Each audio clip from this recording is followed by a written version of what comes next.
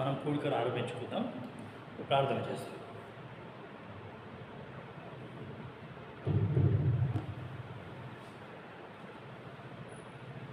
ప్రేమగల మా పరలోకపు తండ్రి, మహాపరిశుద్ధుడైన దేవ, జీవం గల సజీవుడైన తండ్రి, యుగ యుగంలో బ్రతికి ఉన్న దేవ, ప్రభు మరి మృతుడనైంది కానీ ఇదిగో యుగ యుగంలో సజీవుడనై ఉన్నాను అని సెలవిచ్చిన దేవ, మహాగరుడు, మహోన్నతుడు, పరిశుద్ధుడు, నిత్య నివాసమైన తండ్రి, మీ ప్రియకుమారుడు మా సొంత రక్షకుడైన యేసుక్రీస్తు ప్రభుల వారి నామమున మాకెంతో అద్భుతమైన సమయాన్ని అనుగ్రహించినందుకు, మీ సన్నిధికి రావడానికి, ప్రభువా మీ నామాన్ని హెచ్చించడానికి, మీ నామాన్ని పూజించడానికి, మీ నామాన్ని గణపరచడానికి మాకు అనుగ్రహించిన యొక్క శ్రేష్టమైన ధన్యకరమైన సమయంకై స్తుతిస్తున్నాం. ప్రభు మరి ఈరోజు దినమంతా కూడా మా యొక్క వ్యక్తిగత పనులలో మీరు చేసిన మేలన్నిటికై స్తోత్రాలు.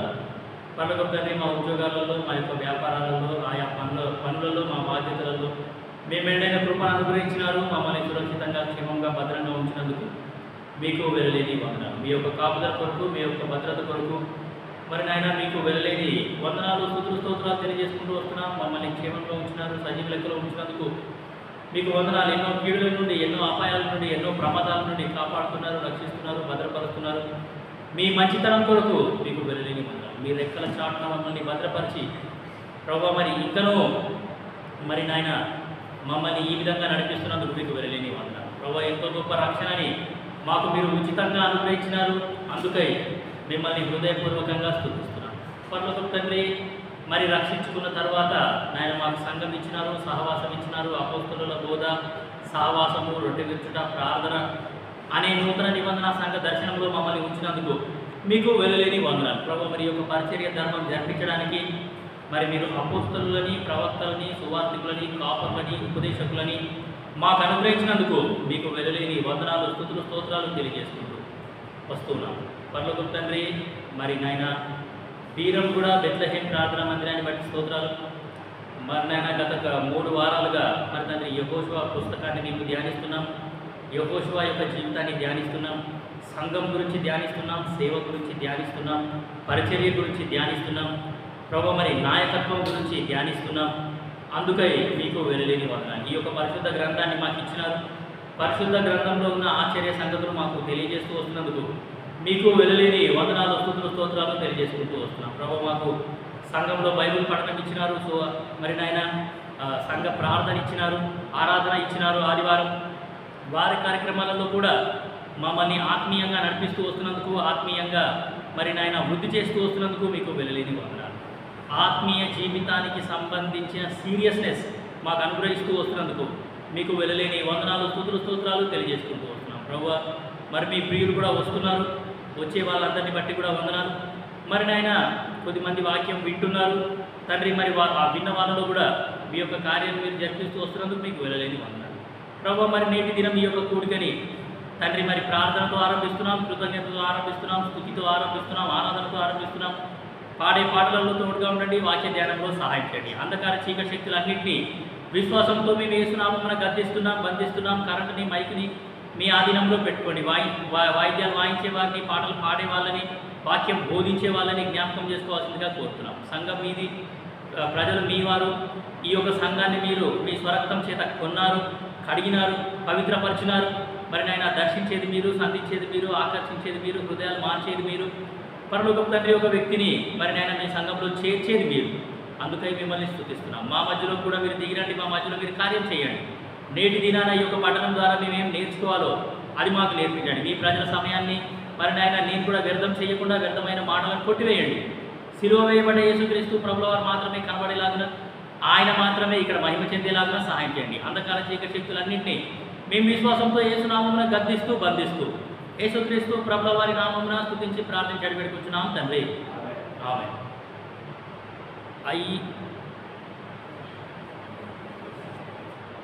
506 పాట పాడదాం. పాట సంఖ్య 506. 506 పాట పాడుతూ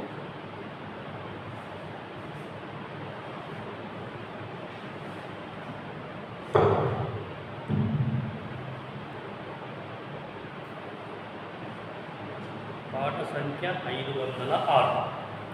కొత్త నెంబరు 506, పాత నెంబరు 500. ఆకాశమా ఆలకించుమా మాటలాడెదన్ అనే పాట పాడుతూ మనం ఈ యొక్క కూడికను ఆరంభిస్తాం. 506 కొత్త నెంబరు, పాత నెంబరు 500. ఆకాశమా ఆలకించుమా మాటలాడెదన్, ఆకాశమా ఆలకించుమా మాటలాడెదన్, యెహోవా వంతు ఆయన జగమేగల యాకోబే స్వాస్థ్యభాగము, యెహోవా వంతు ఆయన జగమేగల యాకోబే స్వాస్థ్యభాగము. అరణ్య ప్రదేశ శంభూలయందున, అరణ్య ప్రదేశ శంభూలయందున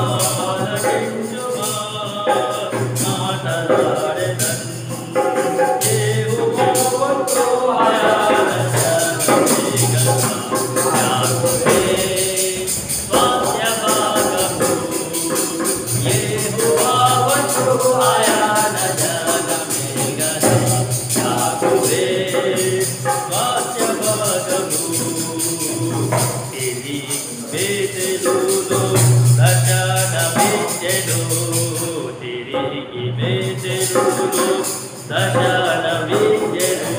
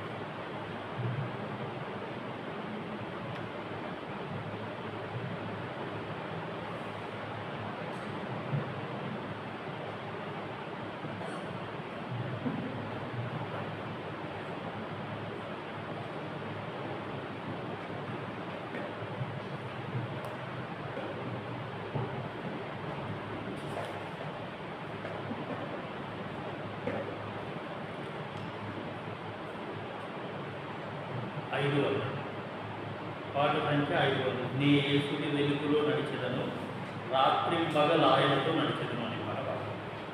500 పాట సంఖ్య 500. పాత నెంబరు 494.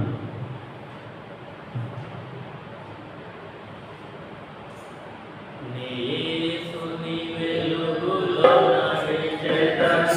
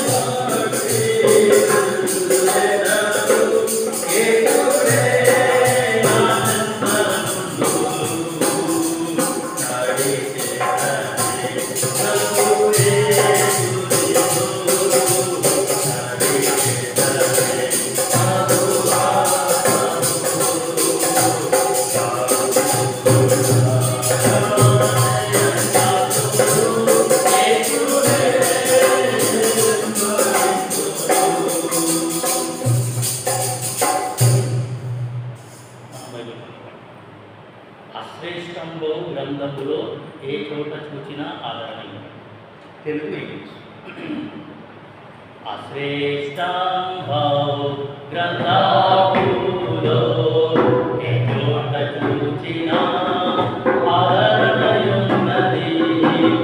కాపులో వాహనమున్నది విశ్వాసము ధ్యానించుడి. The grand old book, the grand old book. You find a word of comfort wherever you may look. It's all the warning day, His promises are plain. So keep on believing in the grand old book. యెహోషువ మొదటి అధ్యాయం. So మన ధ్యానాన్ని మనం continue చేస్తాం. So మరి మనం ఏం ధ్యానిస్తున్నాము అనేది మనం గుర్తుపెట్టుకుంటే మంచిది. మీకు గుర్తు ఉందనే నేను అనుకున్నాను. సో యెహోషువ మొదటి అధ్యాయము మొదటి 9 వచనాలు మనం మార్చి చదువుతాము. ఒక వచనం నేను చదువుతాను, ఇంకో వచనం మీరు చదవండి. మీ భాగాన్ని మీరు స్పష్టంగా గట్టిగా ప్రార్థనాపూర్వకంగా అర్థాన్ని గ్రహిస్తూ చదవవలసిందిగా యేసునామమున మనవి చేస్తున్నాం. మీకు అనిపిస్తుందా బైబిల్? మీ ఇద్దరు అలా చేసుకోండి. లైట్స్ ఆన్ చేసుకుంటే బైబిల్ కనిపిస్తే మీరు కూడా చదవాలి. So I encourage all of you to please read your portion prayerfully and loudly understanding the meaning. యెహోషువ మొదటి అధ్యాయం మొదటి 9 వచనాలు మార్చి యెహోవా సేవకుడైన మోషే మృతి నొందిన తర్వాత యెహోవా నూను కుమారుడును మోషే పరిచారకుడైన యెహోషువకు ఈలాగు సెలవిచ్చెను. నా సేవకుడైన మోషే మృతి నొందెను.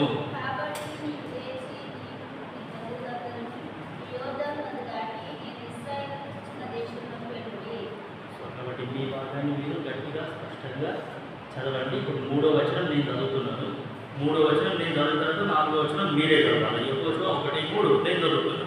నేను మోషేతో చెప్పినట్లు మీరు అడుగుపెట్టు ప్రతి స్థలము మీకు ఇచ్చుచున్నాను.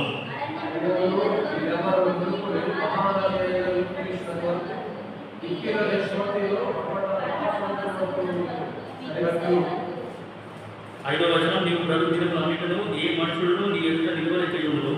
నేను మోషేకు తోడయున్నట్లు నీకును తోడయుండును.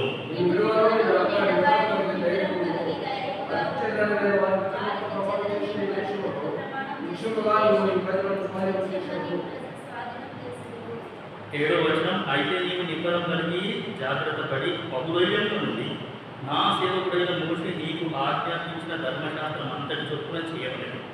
నీవు నడుచు ప్రతి మార్గమున చక్కగా ప్రవర్తించున్నట్లు నీవు దాని నుండి కుడికి కానీ ఎడమకు కానీ తొలగకూడదు.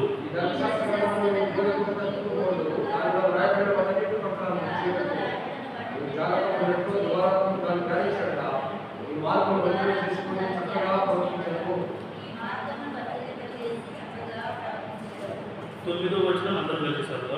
నేను నీ ఆజ్ఞ ఇచ్చి ఉన్నాను కదా, నిబ్బరం కలిగి ధైర్యంగా ఉండు, దిగులు పడకుము, చెడియకు, నీవు నడుచు మార్గమంతటిలో నీ దేవుడైన యెహోవా నీకు తోడై ఉన్నాడు. సో చదువుకున్న లేఖన భాగం జీవన పట్టుకుంది. సో మీ అంతా మీరు అక్కడ డిస్టర్బ్ చేసుకోకండి. దేవుని వాక్యం స్టార్ట్ అయింది అంటే ఎవరు కూడా దిక్కులు చూడదు.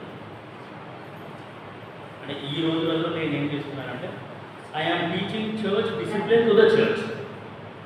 వినడం అటు ఇటు చూడకండి, దిక్కులు చూడకండి. మీకు జాగ్రత్త సరిపోతుందంటే ఇంకొక సాప వేసుకోండి, ఇంకో సాప వేస్తారు, కొలాస హాయిగా కూర్చోండి. సో ఈ రోజులలో నేను ఏం చేస్తున్నాను అంటే చర్చ్ డిసిప్లిన్, సంఘ క్రమశిక్షణ అనేది విశ్వాసంలో నేర్పిస్తున్నాను నేను. అర్థమవుతుందా? ఇప్పుడు స్కూల్కి కరెక్ట్ టైంకి వెళ్ళలేమనుకో ఏమవుతుంది? పనిష్మెంట్ ఇస్తారు కదా. పీటీ టీచర్ ఉంటాడు, ఆ పీటీ టీచర్ చేతిలో ఒక స్టిక్ ఉంటుంది, స్టిక్తో కొడతారు.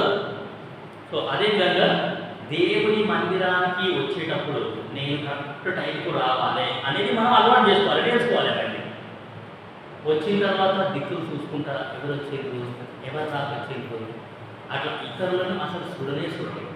నేను మందిరానికి వచ్చింది దేవుని వాక్యం కోసం కదా. సో మీ దృష్టి మన దృష్టి అనేది వాక్యం మీద పెట్టాలి. సో కాబట్టి సరే, యెహోషువ మొదటి అధ్యాయం మనం స్టార్ట్ చేసినాం. అంటే సార్వత్రిక సంఘ వాగ్దానానికి దాన్ని బేస్ చేసుకొని మనం ఏం చేసినామంటే యెహోషువ మొదటి అధ్యాయాన్ని స్టార్ట్ చేసి నేను మోషేకు తోడై ఉన్నట్లు నీకు కూడా తోడై ఉంటాను అని దేవుడు యెహోషువకి ధైర్యం చెప్తున్నాడు. ఈ దేవుడు ఆయనకు వాగ్దానం చేస్తున్నాడు.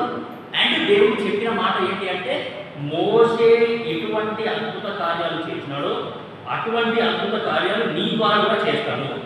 నువ్వు మాత్రం నిబ్బరం కలిగి ధైర్యంగా ఉండు. నీ యొక్క ధైర్యాన్ని కోల్పోతూ నువ్వు స్థిరంగా ఉండాలి, నువ్వు కదిలిపోకూడదు. సో కాబట్టి దేవుడు అంటే ఈ మొదటి 9 వచనాలలో దేవుడు యెహోషువని సిద్ధపరుస్తున్నాడు. గాడ్ ఈజ్ కమాండింగ్ లేకపోతే కమిషనింగ్ జాషువా అని చూస్తున్నాడు. సరే, సో ఈ యొక్క ధ్యానంలో పోయిన వారం మనం ఏం చూసినాము అంటే similarities between Moses and Joshua అనే సంగతి మనము చూసినాం. మోషేతో ఎటువంటి కార్యాలు అయితే దేవుడు చేసినాడో అటువంటి కార్యాలే యెహోషువ ద్వారా కూడా చేస్తాడు. సో దేవునికి పక్షపాతం అనేది లేదు. ఆయన సేవ విషయంలో ఆయన సేవకుల పట్ల దేవుడికి పక్షపాతం అనేది లేదు అనే సంగతి పోయిన వారం మనము చూసినాం. సరే, పోయిన వారం చూసిన సంగతి ఏంటి అంటే వీళ్ళిద్దరూ కూడా ఏం చేసినారు అంటే దేవుని సన్నిధిలో ఆనందించినారు అనే సంగతి మనము చూసినాం. నిర్గమకాండము 3:12 మోషే, యెహోషువ 1:5, యెహోషువ 3:7 యెహోషువ గ్రంథం. సో వీళ్ళిద్దరూ కూడా దేవుని సన్నిధిలో ఆనందించినారు. Both have enjoyed God's presence అనేది మనం చూసినాం. సరే, దాని తర్వాత రెండో విషయం వీళ్ళిద్దరూ కూడా దేవుని ప్రజలను ఏమి అంటే సముద్రం గుండా నడిపించినారు అనే సంగతి మనము చూసినాం. నిర్గమకాండము 14వ అధ్యాయం మొత్తం మోషే విషయంలో చూస్తాం. మోషే ఎర్ర సముద్రం ప్రజలను దాటించినాడు. దాని తర్వాత యెహోషువ 3వ అధ్యాయము 14, 15, 16, 17 వచనాలలో యెహోషువ ఏం చేసినాడంటే వీళ్ళని యోర్దాను నది గుండా దాటించినాడు. సో కాబట్టి దేవుని వాగ్దానాలు దేవుడు ఎంత అద్భుతంగా నెరవేర్చినాడు అనేది మనం చూసినాం. దాని తర్వాత వీళ్ళిద్దరూ కూడా దేవుని చిత్తాన్ని ప్రజలకి తెలియజేసినారు అనే సంగతి మనం చూసినాం. నిర్గమకాండము 6వ అధ్యాయం 1-8 వచనాలు మోషే విషయంలో జరిగింది. యెహోషువ 4వ అధ్యాయం 1-5 వచనాలు, 6వ అధ్యాయం 1-7 వచనాలు యెహోషువ విషయంలో మనము చూస్తాం. వీళ్ళిద్దరూ కూడా దేవుని చిత్తాన్ని ప్రజలకి తెలియజేసినారు అనే సంగతి మనం అక్కడ చూస్తాం. దాని తర్వాత వీళ్ళిద్దరూ కూడా దేవుని వాక్యాన్ని క్రియాపూర్వకంగా వాళ్ళు ఏం చేసినారంటే అనుసరించి నడిచినారు. మోషే కూడా దేవుని యొక్క అంటే మనం కూడా దేవుని వాక్యాన్ని ఏదో చదువుతున్నాము సరిపోదు, దేవుని వాక్యాన్ని వింటున్నాము సరిపోదు. దేవుని వాక్యాన్ని ధ్యానిస్తున్నాము సరిపోదు. దేవుని వాక్యాన్ని కంఠస్థం చేస్తున్నాను, హృదయంలో భద్రపరుచుకుంటున్నా సరిపోదు. దేవుని వాక్యాన్ని క్రియారూపకంగా మనం దాన్ని అనుభవించుకోవాలి. We should practice God's word. So practical లైఫ్లో ఈ యొక్క వాక్యాన్ని మనము అనుభవిస్తే చాలా అద్భుతంగా అది ఉంటుంది. సో ఆ సంగతి మనం ఎక్కడ చూస్తాము అంటే నిర్గమకాండము 12వ అధ్యాయం 26, 27 వచనాలు, నిర్గమకాండము 13వ అధ్యాయం 14, 15 వచనాలు, ద్వితీయోపదేశకాండము 6వ అధ్యాయము 20, 21 వచనాలు మోషే విషయంలో చూస్తాం. అలాగే యెహోషువ విషయంలో యెహోషువ 4వ అధ్యాయము 6, 7 వచనాలలో ఏం చేస్తాము అంటే మనము ఈ సంగతులు చూస్తాం. సో దాని తర్వాత మనం ఏం చూసినామంటే వీళ్ళిద్దరూ కూడా ఏం చేసినారు అంటే వేగుల వారిని పంపించినారు. వేగుల వారిని పంపించినారు, ఆ దేశాన్ని చూసి రండి అని. మోషే 12 మంది అంటే గోత్రానికి ఒకటి చొప్పున ఏం చేస్తాడంటే వేగుల వారిని మోషే పంపిస్తాడు. అది ఎక్కడ చూస్తాము? నిర్గమకాండం 13వ అధ్యాయంలో చూస్తాము.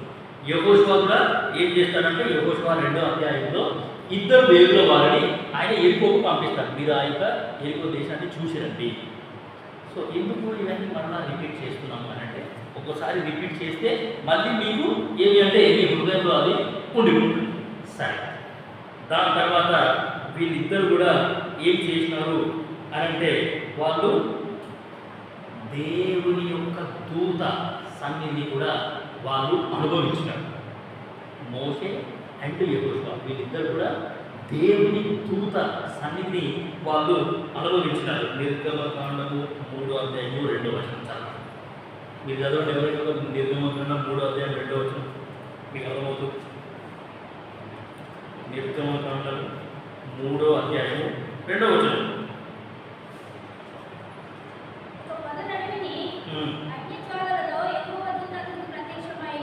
యెహోవా దూత అతనికి ప్రత్యక్షమాయను. 14, 19 అక్కడ నిర్గమకాండము 14వ అధ్యాయము 14వ అధ్యాయము 19వ వచనం. నేను ఉన్నవాడను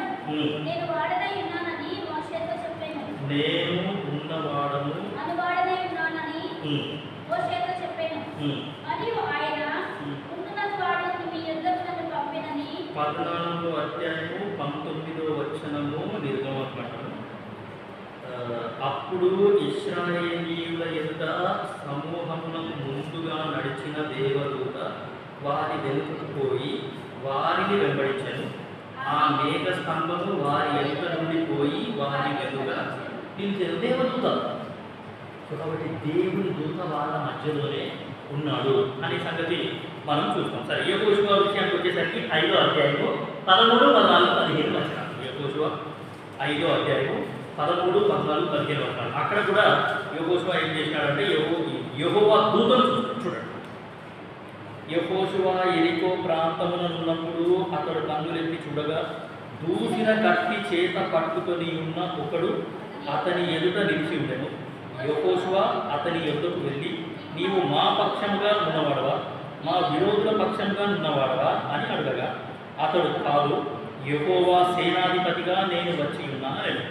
యెహోషువ నేల మట్టుకు సాగిలపడి నమస్కారం చేసి, నా ఏలినవాడు తన దాసునికి సెలవిచ్చినదేమనగా అని అడిగాడు. అందుకు యెహోవా సేనాధిపతి, నీవు నిలిచి ఉన్న ఈ స్థలము పరిశుద్ధమైనది, నీ పాదరక్షలను తీసివేయమని యెహోషువతో చెప్పగా యెహోషువ అలాగూ చేసింది. యెహోవా దూత అంటే యేసు ప్రభు అని అర్థమండి. యెహోవా దూత అంటే ఎవరు? యేసు ప్రభు. They have experienced the presence of God among them. వాళ్ళ మధ్యలోనే వీళ్ళిద్దరు కూడా దేవుని దూత యొక్క సన్నిధిని అనుభవించడం మనకు చూస్తాం. మనందరికీ బాగా తెలుసు కదా, my presence shall go with the, నా సన్నిధి నీకు తోడుగా వచ్చును అనే సంగతి మనం బైబిల్లో చూస్తాం. సో అదేవిధంగా ఇంకా వీళ్ళిద్దరి మధ్యలో ఉన్న సిమిలారిటీస్ అంటే దేవుడు వీళ్ళిద్దరి పక్షంగా సమానంగా చేసిన పని ఏంటి అంటే మోషే కూడా లాస్ట్ మెసేజ్ ఆయన చనిపోకన్నా ముందు ఆఖరి మెసేజ్ ప్రజలకు ఇచ్చినాడు, ప్రజలందరినీ దీవించినాడు.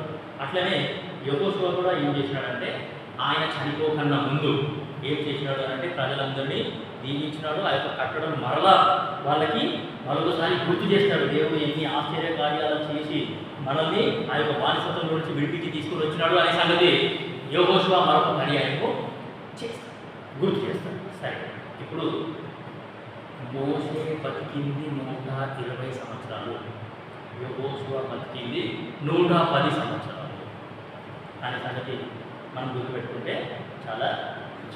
ఇప్పుడు మోషే గోత్రం ఏది? వెరీ గుడ్, లేవి గోత్రం. ఆ యెహోషువ గోత్రం ఏది?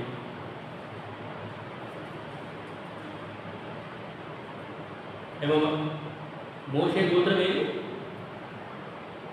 లేవి గోత్రం. యెహోషువ గోత్రం చూడండి, 13 సంఖ్యాకాండము 13వ అధ్యాయం 8వ వచనం. యెహోషువ ఏ గోత్రానికి చెందినవాడు? చూడండి, సంఖ్యాకాండము 13:8.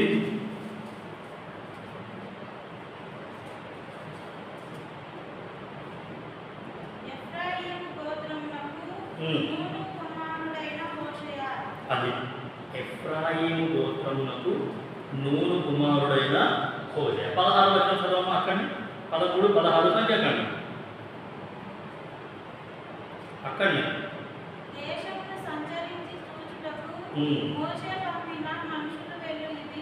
పేర్లు ఇవి.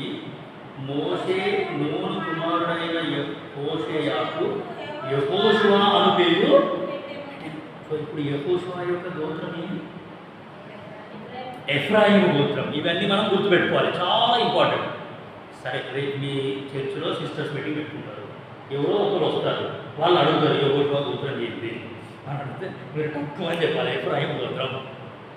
ఏ గోత్రం తరఫున యెహోషువ ఆ యొక్క కానాను దేశాన్ని చూడడానికి వేగుల వాడిగా వెళ్ళినాడు అని అంటే తక్కువ అని చెప్పేసి ఎఫ్రాయిము గోత్రం. యెహోషువ పాత పేరు ఏంటి అంటే హోషేయ. సో తక్కువని చెప్పేసాలి, ఇవన్నీ గుర్తుపెట్టుకోవాలి. సరే, మనం పోయిన వారం ఇవన్నీ చూసినాం. ఇది కాకుండా ఏంటి అంటే ఈ యొక్క యెహోషువ పుస్తకాన్ని అపోస్తలుల కార్యములు అనే పుస్తకంతో కూడా మనం పోల్చినాం. యెహోషువ పుస్తకం ధర్మశాస్త్రం తర్వాత ఆరంభమైన పుస్తకం. చరిత్రకి starting point, history started with the book of Joshua అని పోయిన వారం చూసినాం. అదేవిధంగా the history of church started with the book of Acts of apostles. అపోస్తుల కార్యములతో సంఘము యొక్క చరిత్ర అనేది స్టార్ట్ అయింది అనేది మనము చూసాం. అపోస్తుల కార్యంలో పెంతెకోస్తు దినం నాడు పరిశుద్ధాత్మ దేవుడు రావడం, ప్రజలందరికీ దేవుని ఆత్మ రావడం చూసినాం. సో మోషే చనిపోకుండా ముందు అంటే మోషే కాలంలో కూడా అది జరిగింది. పరిశుద్ధాత్మ దేవుడు అందరికీ 70 మంది పైకి ఒకేసారి వస్తారు. సో వాళ్ళందరూ కూడా ఏమంటే ప్రవచిస్తారు. కాబట్టి ఇవన్నీ సిమిలారిటీస్ అన్నమాట. సో సేమ్ కార్యాలు జరిగిన పుస్తకాలు. సో యెహోషువ పుస్తకంలో ఆకాను అనే వ్యక్తి ఏం చేస్తాడంటే అబద్ధం చెప్తాడు, దొంగతనం చేస్తాడు, దేవుని ఆజ్ఞను అతిక్రమించి ఆశిస్తాడు. కానీ దాన్ని ఆశించి ఎంతో గొప్ప నష్టాన్ని కొని తెచ్చుకుంటాడు. అదేవిధంగా అపోస్తుల కార్యంలో మనం చూస్తే హనన్యా సఫేరా ఇద్దరు కలిసి దొంగతనం చేస్తారు. వాళ్ళని కాని దాన్ని ఆశిస్తారు. దేవుని సేవకుల పేదల దగ్గరకు వచ్చి వాళ్ళు అబద్ధం చెప్తారు. అబద్ధం చెప్పి ఎంత గొప్ప నష్టాన్ని కొని తెచ్చుకుంటారంటే వాళ్ళు చనిపోయినప్పుడు వాళ్ళని పాతి పెట్టడం కూడా ఎవరు లేదు. ఏం సార్, అనన్య సఫీరా చనిపోయినప్పుడు వాళ్ళు చనిపోయినప్పుడు పాతి పెట్టడానికే యాక్చువల్లీ ఒక వ్యక్తి చనిపోయినాడంటే బంధువులందరినీ పిలుస్తారు, అందరూ వచ్చేదాకా వెయిట్ చేస్తారు. కానీ అనన్య సఫీరా విషయంలో అట్లా జరగలేదు. తీసుకుపోయి పాతి పెట్టేసేయండి అని సైనికులతో చెప్తే అక్కడ ఉన్న వాళ్ళంతా తీసుకొని పోయి పాతి పెట్టేసారు. ఎవరికి ఏం చెప్పలేదు. భర్త చనిపోయిందని భార్య ఎట్టేవారు, భార్య చనిపోయిందని భర్త సమాచారం చేసేవారు. చాలా జాగ్రత్త. అబద్ధం అనేది చాలా చాలా డేంజర్. నా యొక్క జీవితంలో నాది కాని వస్తువుని నేను ఆశించినాను అంటే అది దేవుడు చాలా తీవ్రంగా దాన్ని. సో దాని తర్వాత ఏం చూస్తాము అని అంటే అపోస్తలుల కార్యం అంటే సంఘం స్టార్ట్ అయింది అని అంటే అక్కడి నుండి దేవుని ప్రజలు ఆ పరలోకపు ఇంటికి చేరుకోవడం అనేది స్టార్ట్ అయింది అన్నమాట.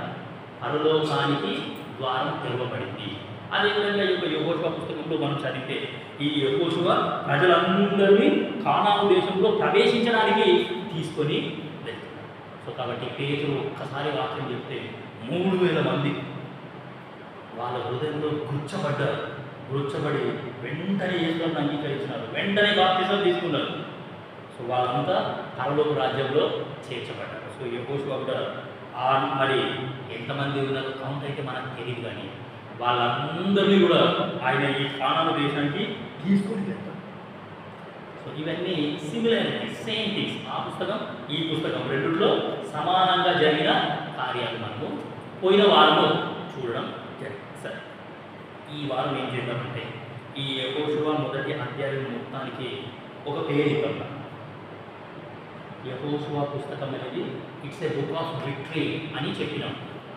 ఆత్మీయ జీవితంలో జయవంతులుగా ఉండాలి, విజయవంతమైన ఆత్మీయ జీవితం ఎట్లా జీవించాలి అనేది మనం తెలుసుకోవాలంటే ఈ యొక్క యెహోషువ పుస్తకం మనం చదవాలి. యెహోషువ పుస్తకం చదివితే మనకు అర్థమవుతుంది. ఎందుకంటే ఈ యెహోషువ ఎంత ధైర్యంగా ఉన్నాడు, ఎంత బలంగా ఉన్నాడు, ఆయన దేవుని సహాయాన్ని బట్టి ఎన్నో రాజ్యాలు జయించాడు. సో ఇప్పుడు చూడండి, ఈ యెహోషువ పుస్తకంలో ఏమేమి ఉన్నాయో ఒకసారి ఒక వచనం చదువుతారా? చెప్తాను. యెహోషువ 11:16 వీళ్ళు ఏమేమి స్వతంత్రించుకున్నారో చూడండి. యెహోషువ 11వ అధ్యాయం 16వ వచనం. ఆ కానాను దేశంలో ఏమేమి ఉన్నాయి, వాళ్ళు ఏమేమి జయించినారో చూడండి. 11-16 యెహోషువ 11వ అధ్యాయము 16వ వచనం నేను చదువుతున్నాను. యెహోషువ షేయీరుకు పోవు హలాకు కొండ మొదలుకొని లెబానోను లోయలో హెర్మోను కొండ దిగువనున్న బయల్గాదు వరకు ఆ దేశమంతటిని, అనగా మన్యమును, దక్షిణ దేశమంతటిని, గోషేను దేశమంతటిని, షెఫేలా ప్రదేశమును, మైదానమును, ఇశ్రాయేలు కొండలను, వాటి లోయలను, వాటి రాజులనందరినీ పట్టుకొని వారిని కొట్టి చంపే. సో ఆ దేశంలో కొండలున్నాయి, ఆ దేశంలో లోయలున్నాయి, ఆ దేశంలో మైదానములు ఉన్నాయి, ఆ దేశంలో నీళ్ళ ప్రాంతాలు ఉన్నాయి, సముద్రములు, రేవులు అన్నీ ఉన్నాయి. వాటన్నిటినీ వీళ్ళు స్వతంత్రించుకున్నట్టు మనం వాక్యంలో చదువుతున్నాం. 9:1 యెహోషువ 9వ అధ్యాయం 1వ వచనం. యోర్దాను అవతలనున్న మన్యంలోను, లోయలోను, లెబానోను నెదుటి మహాసముద్ర తీరమన్నంతటను ఉన్న హిత్తీయులు, అమోరీయులు, కనానీయులు, పెరిజీయులు, హివ్వీయులు, యెబూసీయులు అను వారి రాజులందరూ జరిగిన దానిని విన్నప్పుడు వారు యెహోషువతోనూ ఇశ్రాయేలీయులతోనూ యుద్ధం చేయుటకు కూడి వచ్చింది. సో ఇంతమంది రాజులు. సో అక్కడ చూసిన సంగతి ఏంటంటే లోయలోను లోయలు, మహాసముద్రములు ఇవన్నీ ఏమి అంటే ఉన్నాయి ఆ యొక్క దేశంలో. ఇవన్నీ కూడా వీళ్ళు ఏం చేసినారంటే స్వాతంత్రించుకున్నారు. 12:8 12వ అధ్యాయము 8వ వచనము. యెహోషువ మన్యములోను, లోయలోను, షెఫేలా ప్రదేశంలోను, చెడియల ప్రదేశములలోను, అరణ్యంలోను, దక్షిణ దేశంలోనూ ఉండిన హిత్తీయులు, అమోరీయులు, కనానీయులు, పెరిజీయులు, హివ్వీయులు, యెబూసీయులను వారి రాజులను ఇశ్రాయేలీయులు పట్టుకొని వారెవరనగా ఎరికో రాజు. సో చెప్పింది ఏంటి అంటే ఈ లోయలు, కొండలు, గుట్టలు, ప్రాంతములు, పట్టణములు, మైదానములు ఇవన్నీ కూడా వీళ్ళు ఏం చేసినారంటే స్వాధీనపరచుకున్నారు. సో ఈ యెహోషువ గ్రంథం మొత్తంలో 8 రకాల లోయలు ఉన్నాయి, దాని తర్వాత మైదానాలు ఉన్నాయి, దాని తర్వాత శిఖరములు ఉన్నాయి, దాని తర్వాత గుట్టలు ఉన్నాయి, కొండలు ఉన్నాయి, లోయలు ఉన్నాయి, చాలా ప్రాంతాలు, ప్రదేశాలు వాళ్ళు స్వాధీనపరచుకున్నారు. సో అవన్నీ నిదానంగా ఒక్కొక్కటి ధ్యానిస్తే చాలా అద్భుతంగా అది. సరే, సో సమయాన్ని అనుకూలించిన కొద్దీ మనం నిదానంగా ఇవన్నీ ధ్యానిస్తాం. సో ఇప్పుడు మొదటి అధ్యాయానికి వచ్చేసరికి ఈ మొదటి అధ్యాయానికి మనం ఏం చేస్తామంటే ఒక శీర్షిక ఇస్తాం.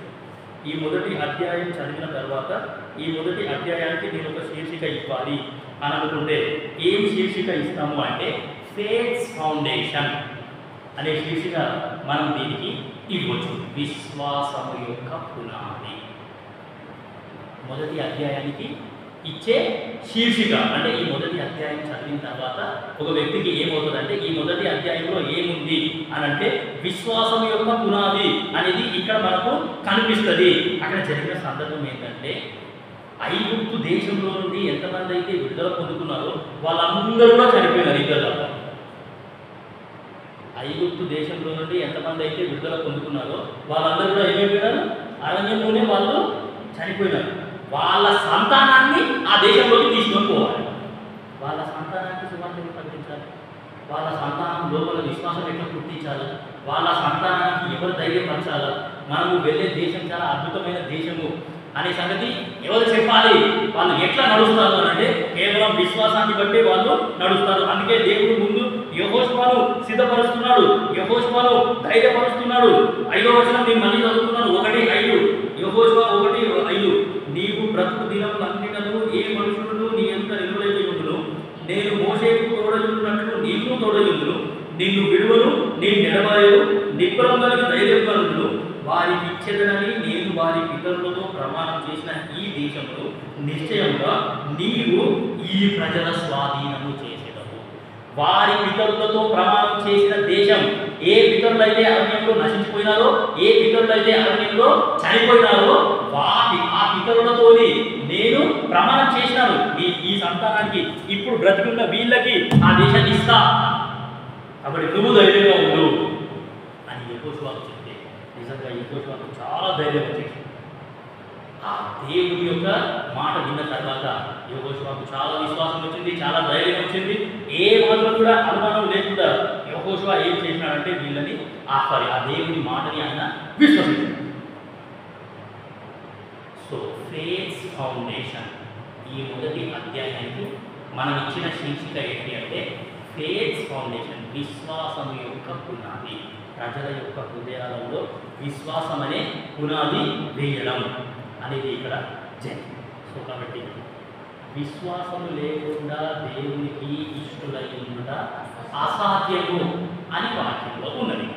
దాని తర్వాత క్రియలు లేని విశ్వాసము మృతమైనది. క్రియలు లేని విశ్వాసము మృతమైనది. ఇప్పుడు యెహోషువ కనుక దేవుని మాటలు విన్నాడు, సరే, మరి దేవుని మాటలు విన్న తర్వాత అట్లనే ఉన్నాడు. ఆయన ప్రాక్టికల్ లైఫ్లో అసలు చేయనే లేదు. ఉంటుండగా వాళ్ళంతా జ్ఞాన దేశంలో పోయేటోళ్ళు అసలు కానే కాదు. దేవుని మాటలు నమ్మినాడు, దేవుని మాటలు నమ్మి ప్రజలందరినీ తోడుకొని పోయినాడు, ప్రజలందరినీ తోడుకొని ఆ దేశానికి వెళ్ళినాడు. సో కాబట్టి క్రియలు లేని విశ్వాసం మృతమైనది అని వాక్యంలో మనము చదువుతాం. సరే, బైబిల్లో కొన్ని రకాల విశ్వాసాలు ఉన్నాయి. ఆ విశ్వాసాలు ఎప్పుడు చూసుకొని ఈ గురించి ముగిద్దాం. మత్తయి సువార్త, అన్ని వచనాలు మత్తయి సువార్తలోనే ఉన్నాయి. మత్తయి సువార్త చూడండి, మత్తయి సువార్త 8వ అధ్యాయము. బైబిల్లో కొన్ని విశ్వాసాలు ఉన్నాయి. 8వ అధ్యాయము 10వ వచనం. మత్తయి సువార్త 8వ అధ్యాయము 10వ వచనం నేను చదువుతున్నాను. పరిశుద్ధ గ్రంథంలో కొన్ని రకాల విశ్వాసాలు మనం చూస్తాం.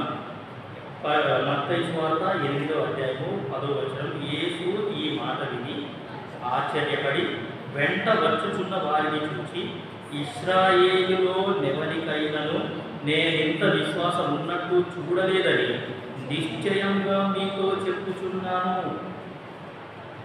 ఇంగ్లీష్ బైబిల్లో కనుక మనం చదివాం అనుకోండి, సో గ్రేట్ ఫెయిత్ అని ఉంటుంది. సో గ్రేట్ ఫెయిత్, చాలా గొప్ప విశ్వాసం ఇది.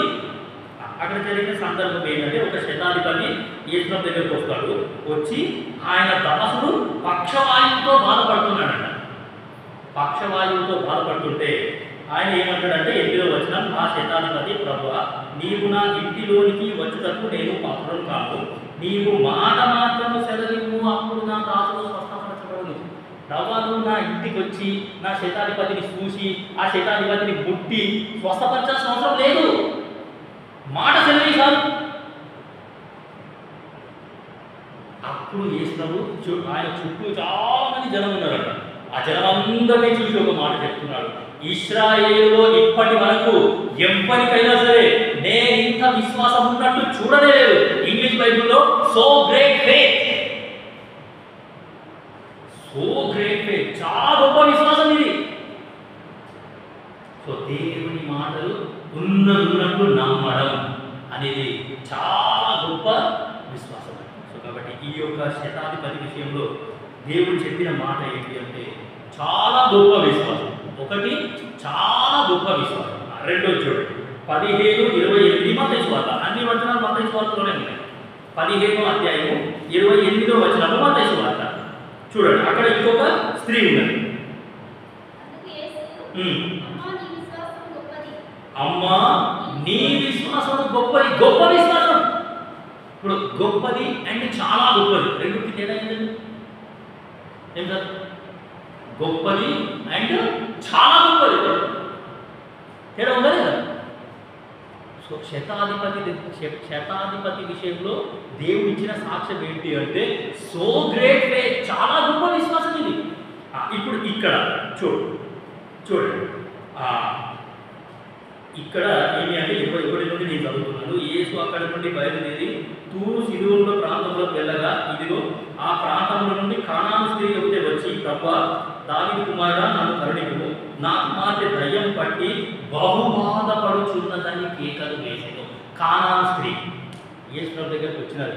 నా కుమార్తెకు దయ్యం పట్టింది, బహుబాధపడుతున్నది.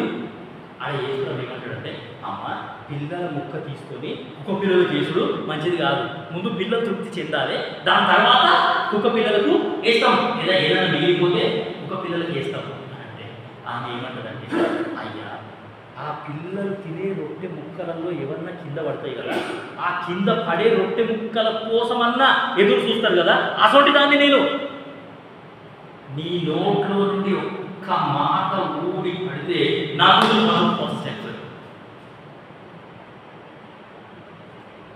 ఒక్క మాట సరే అంతే, నా కూతురుకు ఆ దయ్యం వదిలిపెట్టేస్తుంది, నా కూతురు స్వస్థత పొందుతుంది.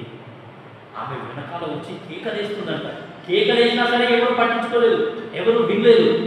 అయినా సరే ఆమె కేకలేయడం మాత్రం మానలేదు. యేసు ప్రభువును వెంబడించడం మానలేదు. యేసు ప్రభువుతోనే పోయింది. ఆమె విశ్వాసాన్ని యేసు ప్రభు చూసినాడు. చూసిన తర్వాత ఏం చేసినాడు అంటే, అమ్మా నీ విశ్వాసం గొప్పది, నా నోటి మాటని ఇంత విశ్వసించినావా నువ్వు? గొప్ప విశ్వాసం. ఒకటి చూసినాము చాలా గొప్ప విశ్వాసం, రెండోది గొప్ప విశ్వాసం. ఇంకా చాలా విషయాలు ఉన్నాయి చూడండి. 17 మత్తయి సువార్త 17వ అధ్యాయము 17వ వచనం. అందుకు యేసు, విశ్వాసము లేని మూర్ఖతరము వారులారా మీతోనే ఎంతకాలం ఉంటున్నాను. అసలు విశ్వాసమే లేదా? విశ్వాసము లేని మూర్ఖతరము వారులారా. మూర్ఖతరం అంటే ఆయన శిష్యులతోనే పలుకుతున్నాడు అన్నమాట. అయ్యో ప్రభువా ఆ దయ్యాన్ని ఎందుకు వెళ్ళగొట్టలేకపోయినాము? విశ్వాసము లేని మూర్ఖతరము వారులారా. అసలు విశ్వాసమే లేదు. 17:21 మత్తయి సువార్త 17వ అధ్యాయము 21వ వచనము మత్తయి సువార్త. మీ అల్ప విశ్వాసము చేతనే మీకు ఆవగింజంత విశ్వాసం ఉండిన ఎడల ఈ కొండను చూచి ఇక్కడ నుండి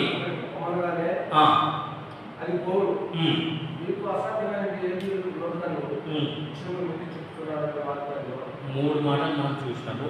ఒకటి చాలా గొప్ప విశ్వాసం, రెండోది గొప్ప విశ్వాసం.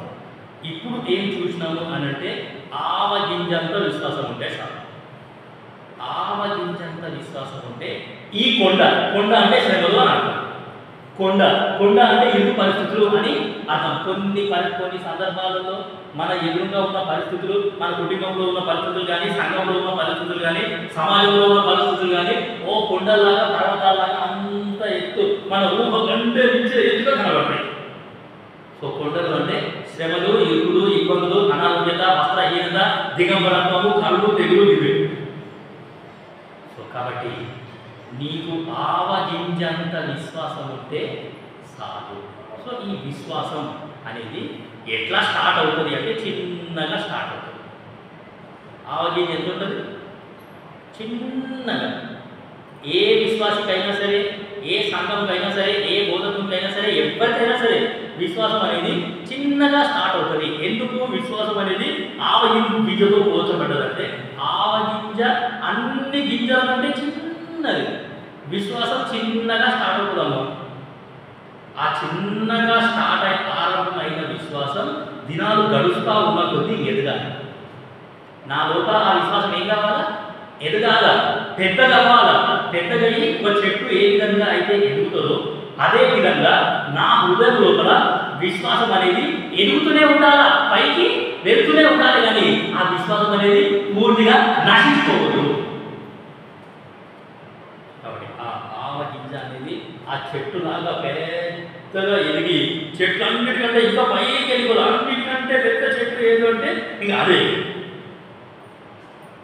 సో కాబట్టి విశ్వాసం అనేది అట్లా ఎదుగుతూ పోవాలా, ఎక్కువ అవుతూ పోవాలా. దినాలు గడుస్తూ ఉన్నది విశ్వాసం ఇంకా ఎక్కువనే కావాలి, కానీ అది తగ్గొద్దు. అందుకే విశ్వాసం అనేది గింజతో పోల్చబడ్డది.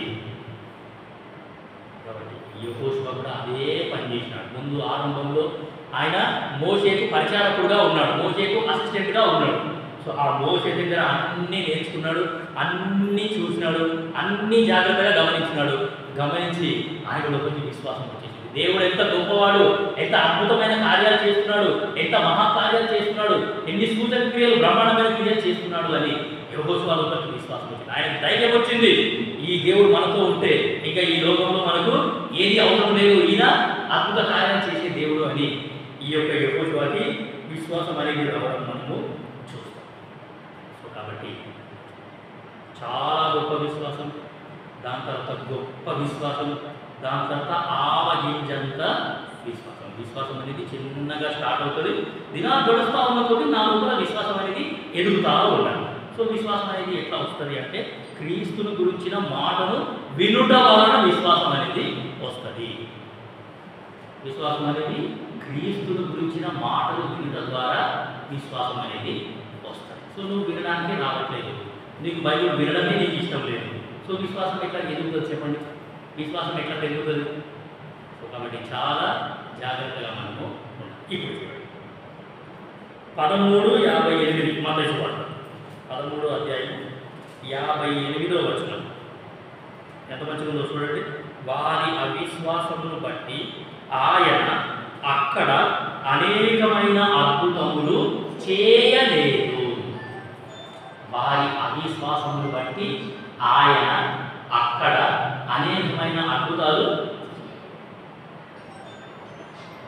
చేయలేదు. నా లోపల అవిశ్వాసం అనేది ఏం చేస్తుంది అంటే అద్భుతాలు చేసే దేవుడి చేతిని ఆపేస్తుంది. అది నా లోపల ఉన్న అవిశ్వాసం ఏం చేస్తుంది సార్? అద్భుతాలు చేసే దేవుడి చేతిని ఆపేస్తుంది. దేవుడు నా హృదయంలో, నా కుటుంబంలో, నా సంఘంలో అద్భుతాలు చేయాలనుకుంటున్నాడు, కానీ నేనే నమ్మట్లేదు, నాకే విశ్వాసం లేదు. అందుకే దేవుడు కూడా ఏమీ చేయకుండా అలాగే ఉంది. కాబట్టి వారి అవిశ్వాసంను బట్టి ఆయన అక్కడ అనేకమైన అద్భుతాలు చెయ్యలేదు అని ఉందండి. సో కాబట్టి నీకు నాకు ఎటువంటి విశ్వాసం ఉంది అనే సంగతి నువ్వు పరీక్షించుకుంటే చాలా అద్భుతంగా ఉంటుంది. 21 మత్తయి సువార్త చూడండి. మత్తయి సువార్త 21వ అధ్యాయము 21వ వచనం చూడండి. దేవుని వాక్యం ఎంత మంచిగా ఉందో. 21వ అధ్యాయము 21వ వచనం. అందుకు యేసు, మీరు విశ్వాసం కలిగి సందేహపడకుండినై కదా, ఈ అంజూరం చెట్టునకు జరిగిన దానిని చేయుట మాత్రమే కాదు, ఈ కొండను చూసి నీవు ఎత్తబడి సముద్రంలో పడవేయబడును గాక అని చెప్పిన ఎడల అలాగు జరుగునని మీతో నిశ్చయముగా చెప్పుచున్నాను. సందేహము లేని విశ్వాసము. అది అర్థమవుతుందా మీరు? సందేహము లేని విశ్వాసము. విశ్వాసం అంటే ఏ మాత్రం కూడా సందేహించకుండా ఈ దేవుని యందు విశ్వాసం ఉంచాలి. ఇప్పుడు విశ్వాసం గురించి చెప్పాలి అంటే మన భక్త సింతాంత గురించి ఎన్ని మాటలు చెప్పొచ్చో. ఆయన అయితే జేబులో రూపాయలు లేకుండా ట్రైన్ జర్నీ చేసినాడు, జేబులో రూపాయలు లేకుండా దేశాన్ని తిరిగి వచ్చిండు. ఆయన ఏమమ్మా, జేబులో రూపాయలు లేకుండా ఆయన ట్రైన్లలో ప్రయాణాలు చేసాడు. దేవుడే చూసుకున్నాడు. ఆయన దేవుడు చెప్పేసి పోయిన వాడు క్యూలో నిలబడు, నువ్వు ఖచ్చితంగా పలానా ప్రాంతానికి పోవాలి, నువ్వు పోయి టికెట్ తీసుకో, ఆ క్యూలో నిలబడు, నేను నీకు సహాయం చేస్తాను. బస్ కథ ఆ క్యూ ముందుకి పోతా ఉన్నది, ఆ టికెట్ కౌంటర్ దగ్గర వస్తున్నాడు ఆయన జైల్లో దొరుకుతాయి. ఇక లాస్ట్ ఒక ఆయన కూడా ఆయన వెనకాల ఈయనలేదు. ఎవరో ఒక ఆయన వచ్చినాడు, అయ్యా ఇక్కడ భక్త సింగ్ ఎవరండి, మీ టికెట్ నేను ఆల్రెడీ తీసుకున్నాను, ఈ టికెట్ తీసుకోండి, దేవుడు మాతో మాట్లాడినాడు, ఈ టికెట్ తీసుకోండి, మీరు ప్రయాణం చేయండి అని చెప్పేశాడు. కాబట్టి విశ్వాసం గురించి చెప్పాలంటే చాలా విషయాలు ఉన్నాయి. సో మా యొక్క చిన్న బాబుకి ఏమంటే ఇప్పటికో 10 సార్లు 12 సార్లు మనకి ఫిట్స్ వచ్చేటట్టు డాక్టర్లు ఏం చెప్పిందంటే ఈ యొక్క ఫిట్స్ అనేది తరతరాలుగా కూడా వస్తూ ఉంటుంది. ఒకవేళ నాకు లేకపోతే నా భార్య చిన్న ఉన్నప్పుడు ఫిట్స్ వచ్చింది, లేకపోతే నా యొక్క తండ్రికి, లేకపోతే నా యొక్క తాతకు, మా వెనకాల తరంలో అట్లా వెనక్కి అంటే ఎవరికో ఒకరికి ఇట్లా ఉంటుంటుంది. అందుకే ఇప్పుడు వీరికి వచ్చినాయి, ఆ జీన్సే వీరికి వచ్చినాయి కాబట్టి ఇప్పుడు మీ మీద కానీ కూడా ఇట్లా తరతరాలుగా కూడా ఫిట్స్ వస్తుంది అని. నేను డాక్టర్లు చెప్పిన మాట ఏంటంటే ఆ మాట నేను నమ్మాను. ఏం సార్, నేను డాక్టర్లు ఏం చెప్పినా ఆ మాట నేను నమ్మ. తరతరాలుగా ఫిట్స్ వస్తుంది, తరతరాలుగా అంటే వంశపారంపర్యంగా కొన్ని రోగాలు అట్లా వస్తాయి, వంశపారంపర్యంగా షుగర్ వస్తుంది. మీకు తెలుసా, వంశపారంపర్యంగా షుగర్ వస్తుంది. మా నాయనకు షుగర్ ఉంటే నాకు కూడా షుగర్ వస్తుంది, మా తాతకు షుగర్ ఉంటే మా నాయనకు షుగర్ వస్తుంది, మా నాయనకు షుగర్ ఉంటే నాకు షుగర్ వస్తుంది, నాకు షుగర్ ఉంటే నా కొడుకు షుగర్ వస్తుంది. షుగర్ రోగం వంశపారంపర్యంగా కొన్ని రోగాలు వస్తాయి. నేను డాక్టర్కి చెప్పిన నేను ఆ మాట నమ్మనండి. వంశపారంపర్యంగా కొన్ని రోగాలు అట్లా వస్తాయంటే నేను నమ్మా. ఎందుకు నేను నమ్మను అని అంటే ఎవడైనా క్రీస్తు యేసు నందు ఉన్న ఎడల వాడు నూతన సృష్టి. నేను క్రీస్తు యేసు నందు ఉన్నాను, నేను ఎవరిని పాతవన్నీ దేవుడి వాక్యాన్ని ఉన్నట్టు నమ్మాలండి.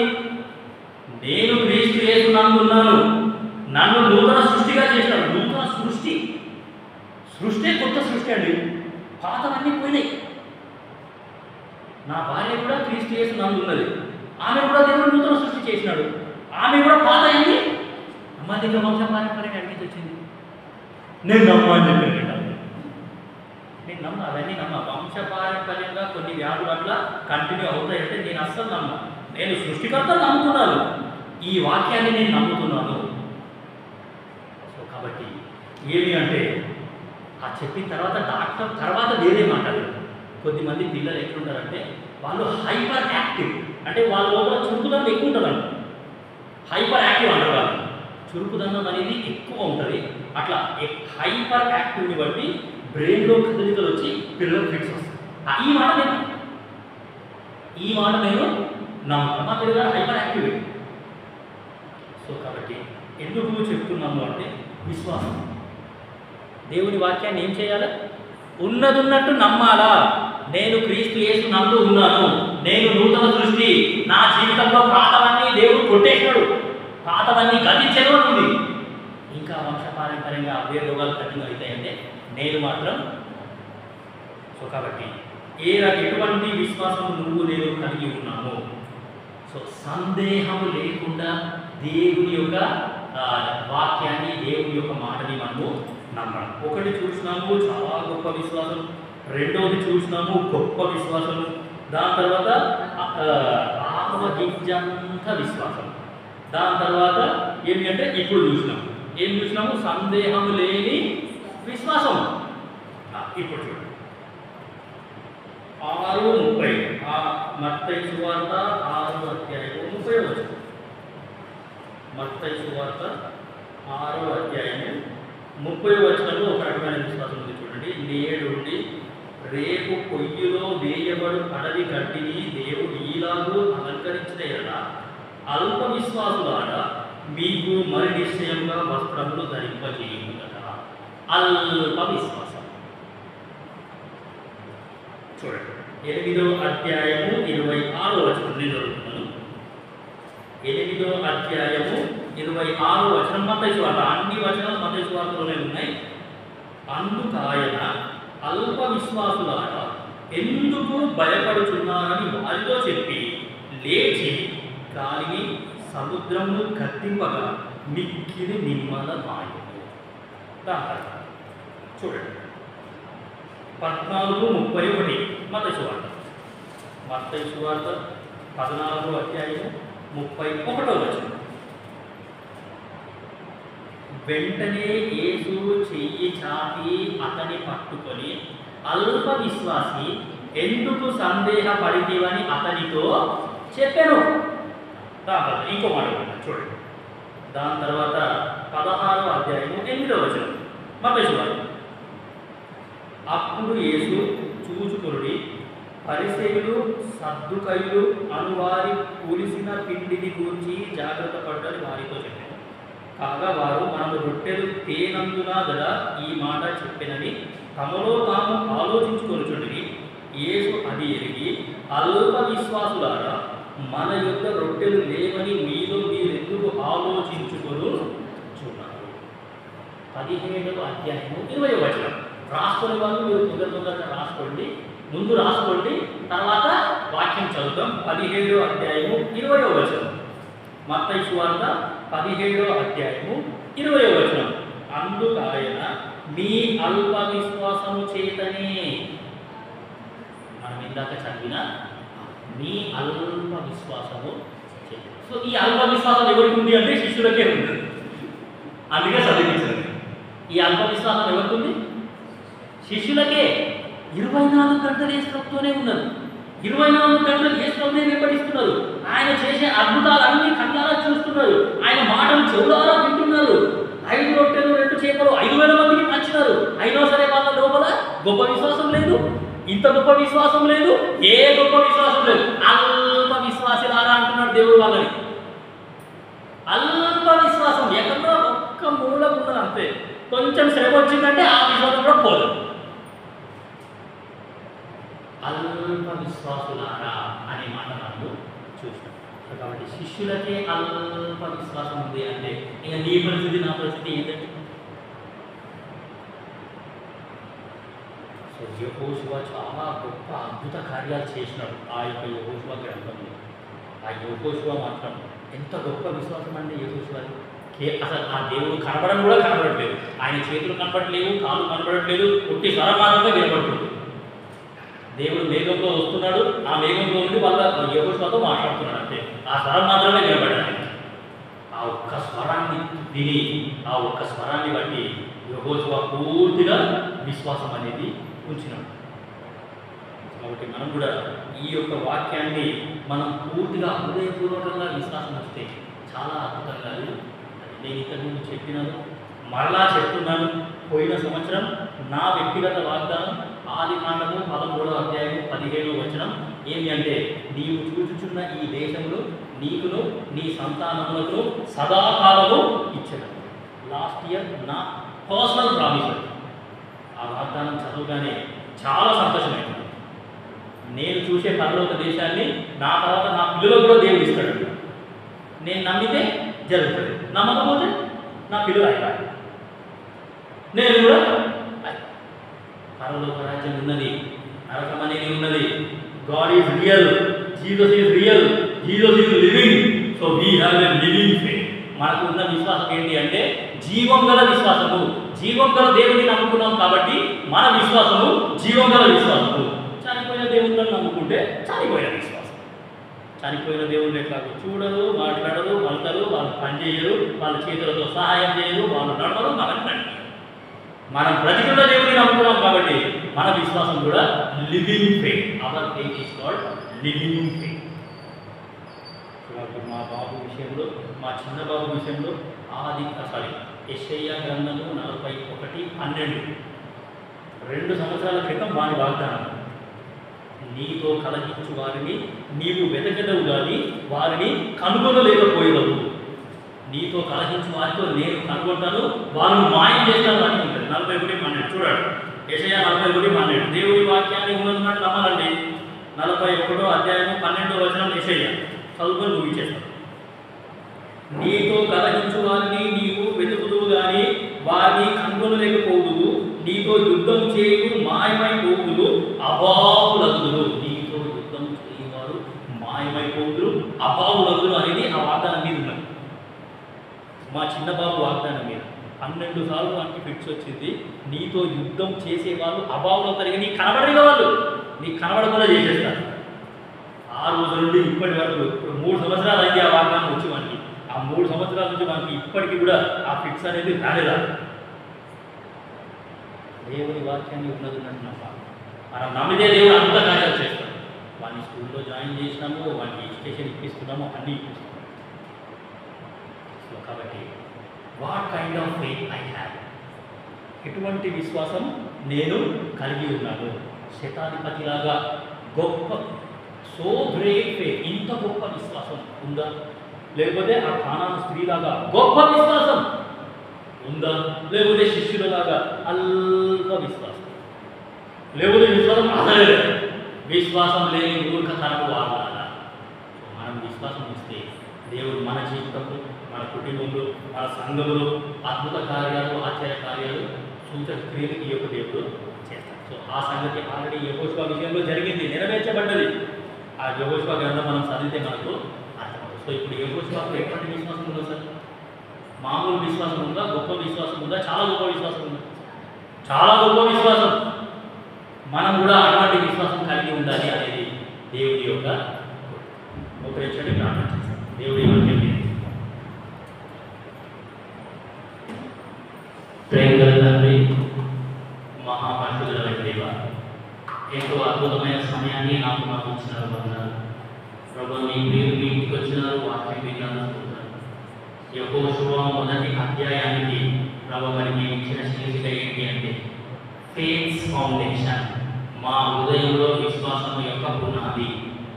ప్రభు తండ్రి యేసుక్రీస్తు ప్రభుల వారి ద్వారా మాకు విశ్వాసం అనే ఇంట్లో అనుగ్రహించినందుకు మీకు వెళ్ళని కొన్నారు. మా హృదయంలో విశ్వాసం అనే విజయాన్ని మీరు విధినారు. ఆవగించంత విశ్వాసం ప్రభు వారి విశ్వాసం అనేది చిన్నగా స్టార్ట్ అవుతుంది. దినాలు గడుస్తూ ఉన్న కొద్దీ అది ఎదుగుతూ రావాలి. ఆ విశ్వాసాన్ని అణచివేసే పరిస్థితులు ఎన్నో ఉన్నాయి. అయినప్పటికీ తండ్రి మరి మేము అణిచిపోకుండా, అణిగిపోకుండా తండ్రి మరి యొక్క విశ్వాసంలో ఎదిగే విషయంలో సహాయం చేసుకురండి. దినాలు గడుస్తూ ఉన్న కొద్దీ ప్రభు మరి కానాను స్త్రీలాగా గొప్ప విశ్వాసం, ఆయన శతాధిపతిలాగా చాలా గొప్ప విశ్వాసం తండ్రి ఆ స్థాయికి మేము ఎదిగేలాగా గుర్తున్నాం. ప్రభు మరి చెట్టు ఏ విధంగా ఇతరులకు ఆశ్రయిస్తుందో, ఇతరులకు నీడనిస్తుందో, ఇతరులకు పాగులిస్తుందో, అదేవిధంగా మరి మా యొక్క విశ్వాసాన్ని బట్టి ఇతరులు వేరు పొందేలాగా సహాయం చేయండి. వచ్చిన మీ పిల్లలు బట్టి వందనాలు. మరి నాయన ఎవరి హృదయంలో ఏ అక్కడ ఉందో, ఎవరి కుటుంబంలో ఏ సమస్య ఉన్నదో, ఏ ఆరోగ్యత ఉన్నదో సమస్తం మీరు ఎరిగిన దేవుడు. ఆయన మీకు వందనాలు తండ్రి. చాలా సమస్యలను పరిష్కరించండి ప్రభు. మరి నాయన వాక్యాన్ని దీవించండి. ఇంకా ఈ యొక్క స్టడీని మీరు ఇలాగే కంటిన్యూ చేసేలాగా మాకు మీరు సహాయం చేస్తూ రావాల్సిందిగా కోరుకుంటున్నాను. ఈ వాక్యాన్ని మీరు మర్చిపోకుండా మరి ఆయన సహాయం చేయండి. మరి మా యొక్క సేవకుడు విషయాన్ని బట్టి ప్రార్థన చేస్తున్నాం. తీసుకునే ట్రీట్మెంట్ని జ్ఞాపకం చేసుకోండి, తీసుకునే మెడిసిన్స్ని జ్ఞాపకం చేసుకోండి, మంచి ఆరోగ్యం ఇవ్వండి, తొందరగా కోరుకునేలాగా సహాయం చేయండి. తీసుకునే ఆహారాన్ని, పానీయాన్ని జ్ఞాపకం చేసుకోండి. మీ పునరుత్థాన శక్తి అనుగ్రహించి మరలా మీ యొక్క సంఘంలో మీరు తండ్రి ఆయన వాడుకుంటారని, మీ పరిచయంలో వాడుకుంటారని అందిస్తున్నాను. కాబట్టి తండ్రి ఆయన పరిచయం చేస్తున్న పరిచయాలను బట్టి కూడా రోగం మీరు కూడా బయలుదేరి సంఘానికి వెళ్తున్నాను. సహాయం చేసిన వేలన్నీ స్ఫుతిస్తూ యేసుక్రీస్తు ప్రభువు వారి నామమున స్తుతించి ప్రార్థించబడుతున్నాం తండ్రి. ఆమె మన తండ్రి అయిన దేవుని ప్రేమ, యేసుక్రీస్తు ప్రభువు వారి యొక్క కృప, పరిశుద్ధాత్మ యొక్క సహవాసము ఇప్పుడు ఎల్లప్పుడూ సదాకాలం మనతో నడిపించుగాక. ఆమేన్. అందరికీ